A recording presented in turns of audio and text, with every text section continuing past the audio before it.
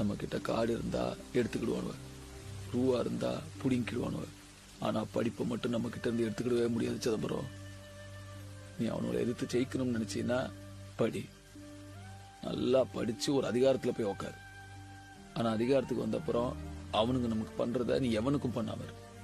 பகைய வளர்க்கறத விட அதை கடக்கிறது தான் முக்கியம். ஒரே மண்ணில் பிறக்கிறோம், ஒரே மொழி பேசுதோம். இது ஒண்ணு போததா எல்லாரும் சேர்றதுக்கு? சரிப்பா.